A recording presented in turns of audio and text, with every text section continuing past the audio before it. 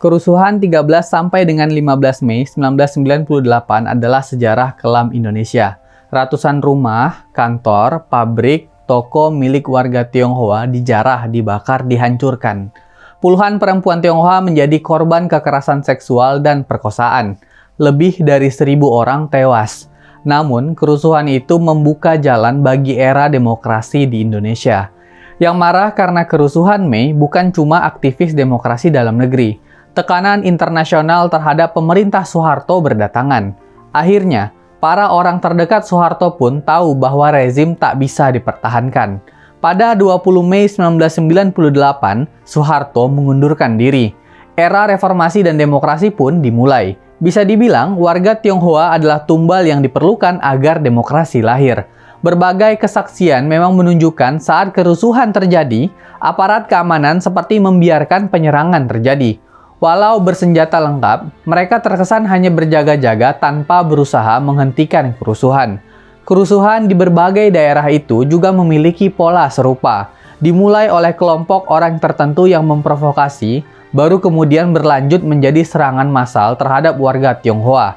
Salah satu fakta yang menimbulkan kecurigaan adalah bahwa ketika kerusuhan berlangsung, para pimpinan ABRI justru berkumpul di Malang.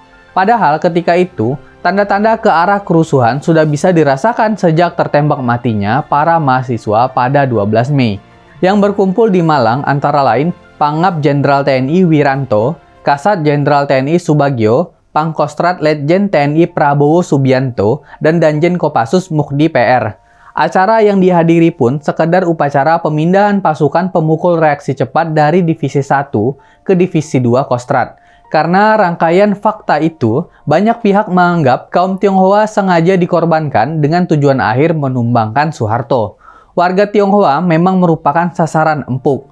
Walau terus mengalami diskriminasi, kaum Tionghoa berhasil mengembangkan kemampuan bisnis mereka di era Orde Baru. Di tahun-tahun 1990-an, itu sudah lahir para konglomerat Tionghoa Indonesia yang unggul atas pengusaha non-Tionghoa. Ini semua menyumbang bagi tumbuhnya kebencian terhadap pengusaha dan juga warga Tionghoa. Banyak pihak yang tersingkir dalam kompetisi ekonomi meniupkan cerita bahwa Tionghoa adalah sumber krisis ekonomi Indonesia. Tersiar pula kabar bahwa orang-orang Tionghoa melarikan uang rakyat ke luar negeri dan sengaja menimbun sembako sehingga rakyat Indonesia kelaparan dan sengsara. Karena itulah, ketika kemarahan massa meledak, ada pihak-pihak yang sengaja mengarahkan sasaran membabi buta pada orang-orang Tionghoa. Sangat mungkin yang berada di belakang tragedi adalah para elit politik yang masih hidup. Dan karena itu pula, misteri di belakang tragedi Mei 1998 tidak bisa dibongkar sampai saat ini. Jangan lupakan tragedi 1998.